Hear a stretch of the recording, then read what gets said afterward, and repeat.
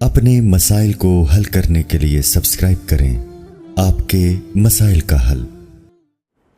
گھر کے سودے سلف میں سے کچھ پیسے خود رکھ لینا۔ میں اپنے چچا سے پیسے لے کر کریانہ اور سبزی کا سامان لاتا تھا، میں ان سے جھوٹ بول کر کچھ پیسے رکھ لیتا تھا۔ اب وہ پیسے میرے پیسوں میں شامل ہو گئے ہیں اور صحیح پتہ ہی نہیں ہے کہ ان کے پیسے کتنے تھے، ان کے پیسے کتنے اور میرے کتنے، تو اب میں کیا کروں؟ کیا میں آدھے پیسے رکھ سکتا ہوں اور آدھے کسی غریب کو دے سکتا ہوں؟ میں نے توبہ کر لی ہے، اب میں ایسا نہیں کروں گا۔ عابد صاحب انڈیا سے۔ بھائی اللہ آپ کی توبہ قبول فرمائے۔ نبی صلی اللہ علیہ وسلم نے فرمایا التائب من الذنب کمن لا ذنب لہ، گناہ سے توبہ کرنے والا ایسا ہے جیسے اس نے گناہ کیا ہی نہ ہو۔ تو آخرت کے لحاظ سے تو بخشش، آپ نے جب توبہ کر لی انشاءاللہ بخشش ہو گئی، لیکن توبہ کی تکمیل میں یہ ہے کہ صاحب حق کو اس کا حق پہنچایا جائے۔ آپ ایک اندازہ لگائیں کہ چچا کے کتنے پیسے آپ نے پیے ہیں، معذرت کے ساتھ یعنی کھائے ہیں غلطی سے، تو جتنے پیسے آپ نے کھائے ہیں تو آپ ہدیے کے نام پہ چچا کو لوٹا دیں۔ یہ نہیں کہ چچا میں نے یہ چوری کی تھی تو یہ لے لیں، تو وہ پھر مسئلہ خراب ہو جائے گا، اعتماد چچا کا ہمیشہ کے لیے ختم ہو جائے گا۔ آپ کچھ بھی کر کے کسی بھی طریقے سے، چچا کی پینٹ کہیں لٹکی ہوئی ہے تو چچی سے پوچھیں کہ آپ جو چچا کی پینٹ سے پیسے نکالتی ہیں وہ کس طرح نکالتی ہیں۔ معذرت کے ساتھ ایک تو میرا دماغ پتہ نہیں کیوں اس طرف چلا جاتا ہے، کیونکہ آج کل خواتین جب میاں پینٹ لٹکاتے ہیں نا تو ان کی پتلونوں سے پیسے نکال لیتی ہیں، تو ان سے پوچھیں اگر کبھی آپ نے چچا کی پرمیشن سے پیسے نکالے ہیں تو کیسے نکالے ہیں، تو وہ جہاں بتائیں کہ وہاں پینٹ ہے تو چپکے سے جا کے اس میں پیسے ڈال دیں۔ آپ بہت سارے طریقے ہو سکتے ہیں، خلاصہ یہ ہے کہ آپ کو وہ رقم چچا کو لوٹانی پڑے گی۔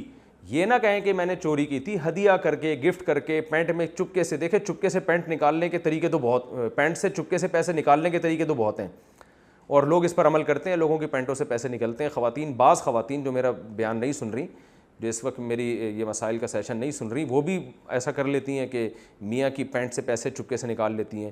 تو جب چپکے سے پینٹ سے پیسے نکالنا ممکن ہے تو پینٹ میں پیسے ڈالنا کیوں ممکن نہیں؟ تو آپ کسی طرح سے بہانہ کر کے چچا کی پینٹ میں یا شلوار کی جیب میں یا قمیص کی جیب میں کسی طرح سے پیسے پہنچا دیں، بہت ثواب ملے گا انشاءاللہ آپ کو۔ چھوٹی عمر میں چوری کا کفارہ کیا ہے؟ میں نے چھوٹی عمر میں چوری کی، اب اس کا کفارہ کیا ہوگا؟ محمد اسرار اپنے اسرار کھول رہے ہیں، آج اسرار کھول رہے ہیں لوگوں کے سامنے۔ چلو آپ نے توبہ کر لی، اللہ آپ کی اس غلطی کو معاف فرمائے۔ بچپن میں اگر یہ ہو گیا ہو تو آپ اندازہ لگائیں کتنے پیسے چوری کیے تھے، کس کس کے چوری کیے تھے۔ اب بڑے ہو گئے ہیں، کمانے لگے ہیں، تو جس کے کیے ہیں، جتنے کیے ہیں وہ واپس لوٹا دیں، یہی کفارہ ہے بس اس کا۔ اور لوٹانے میں یہ بتائیں نہیں کہ میں نے آپ کے پرس سے چرائے تھے، بلکہ گفٹ اور ہدیے کے نام پہ ان کو دے دیں۔ کسی تقریب میں، کہیں ولیمے پہ، کہیں بھی ٹوپی کرا کے نا گفٹ کے نام پہ ان کو دے دیں، اس طرح سے ان کو لوٹا دیں۔ اور اگر یاد نہیں آ رہا تو اندازے سے عمل کر لیں، کچھ تھوڑے سے اضافی زیادہ دے دیں احتیاطاً، تو بس انشاءاللہ یہ گناہ معاف ہو جائے گا آپ کا۔ قرض کی حالت میں وفات کا حکم۔ میرے اوپر 1,00,000 کے قریب قرض ہے، میں غریب ہوں، اگر میں قرض دینے سے پہلے مر گیا تو میرا کیا بنے گا؟ جاوید انصاری انڈیا سے۔ دیکھیں آپ قرض حتی الامکان جمع کرنے کی کوشش کریں، قرض کے ساتھ مر جانا یہ اچھی موت نہیں ہے۔ آپ اپنی طرف سے پوری کوشش کریں کہ جس کا قرض ہے اس کو قرض چکائیں یا اس سے معاف کروا لیں۔ پھر بھی نہیں ہوتا اور آپ مر جاتے ہیں تو اللہ سے امید ہے لا یکلف اللہ نفسا الا وسعہا، کہ اللہ کسی کو اس کی طاقت سے زیادہ کا مکلف نہیں بناتا۔ اول تو قرض لینا ہی نہیں چاہیے تھا جب آپ ادا کرنے کی طاقت ہی نہیں ہے۔ تو آپ کی وراثت اگر جو کچھ بچے گا وراثت میں سے، گھر ور اس میں سے بیچ کے قرض ادا کیا جائے گا، وہ بھی نہ ہوئی تو بس پھر وہ آخرت میں اللہ انشاءاللہ معاف کر دے گا آپ کو، اگر واقعی بالکل بھی استطاعت نہیں ہے۔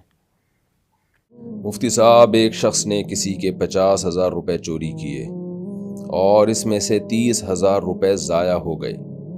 اب اگر وہ 30,000 روپے کا منافع حاصل کرنے کے لیے 20,000 روپے سے کاروبار شروع کرتا ہے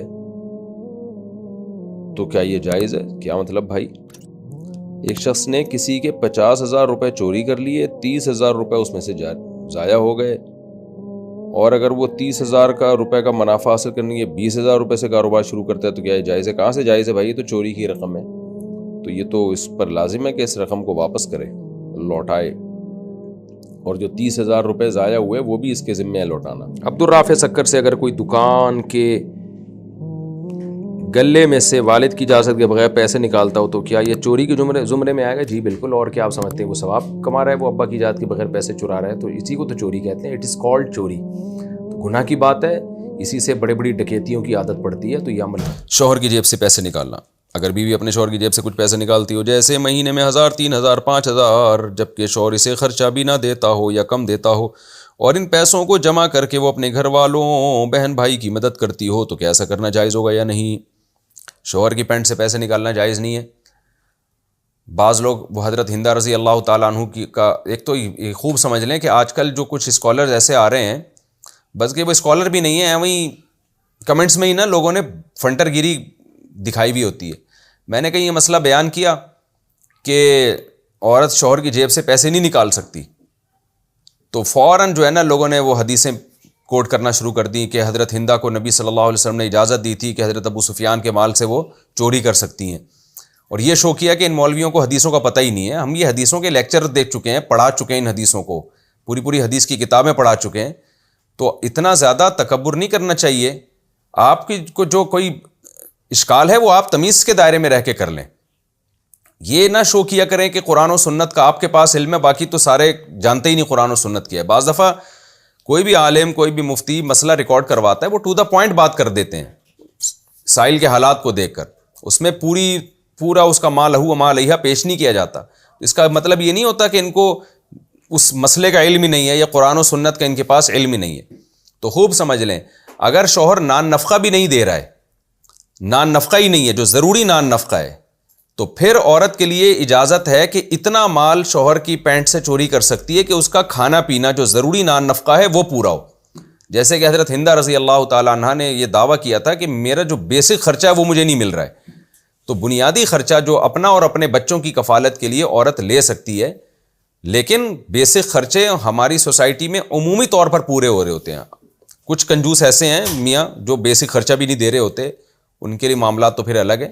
لیکن میجورٹی جو پینٹوں سے پیسے نکل رہے ہوتے ہیں نا، وہ بیسک خرچوں کے لیے نہیں ہو رہے ہوتے، وہ غریبیوں کے لیے ہو رہے ہوتے ہیں. اب جیسے خاتون نے ذکر کیا اپنے بھائیوں کے لیے، تو بھائیوں کے لیے کہاں سے جائز ہو گیا بھائی آپ شوہر کی پینٹ سے پیسے نکالیں؟ بہن بھائیوں کی مدد کے لیے یہ جائز نہیں ہے. تو اپنے لیے اس صورت میں نکالے جا سکتے ہیں کہ جو بیسک نان نفقہ ہے، کھانے پینے کی بنیادی ضرورت ہے یا لباس کی بنیادی ضرورت ہے، وہ بھی پوری نہ ہو رہی ہو. تو وہ تو پھر ایک الگ بات ہے، اس میں تو پھر زبردستی بھی لیے جا سکتے ہیں، کورٹ کے ذریعے بھی لیے جا سکتے ہیں. لیکن اگر ایسا نہیں ہے تو پھر نبی صلی اللہ علیہ وسلم کی بہت سخت تاکیدات ہیں کہ عورت جو ہے وہ شوہر کے مال کی محافظ ہے. آپ نے جو عورت پر جو ذمہ داریاں بیان کی ہیں نا، بیسک بڑی ذمہ داریاں بیوی کی، اس ذمہ داریوں میں سب سے بڑی ذمہ داری جو آپ نے لگائی ہے عورت پر، وہ یہ ہے کہ اپنے شوہر کے مال کی محافظ ہو. وہ اس کے مال میں کی حفاظت کرے، اس کو اڑائے نہیں، بازاروں میں جا کے اسراف نہ کرے اس میں.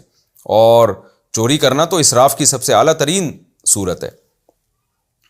ہاں شوہر کا اگر راضی ہے تو ٹھیک ہے.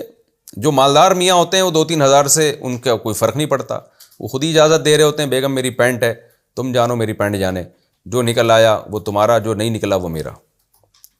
تو اس میں تو بعض دفعہ خواتین پینٹیں ہی غائب کر دیتی ہیں، بعض ایسی بھی ہیں، سب نہیں ہوتی، تو وہ پینٹیں ہی غائب ہو جاتی ہیں. تو میاں کو کوئی اعتراض نہیں ہوتا، وہ اتنا اللہ نے اس کو مالی وسعت دی ہوتی ہے یا دل اتنا بڑا دیا ہوتا ہے. لیکن اگر غریب آدمی ہے تو 2-3 ہزار اس کی پینٹ سے نکالنا، 3 ہزار کی تو پینٹ مل رہی ہے ٹوٹل، تو اس میں سے 3 ہزار نکال لیے تو وہ تو بڑا مسئلہ ہو جائے گا.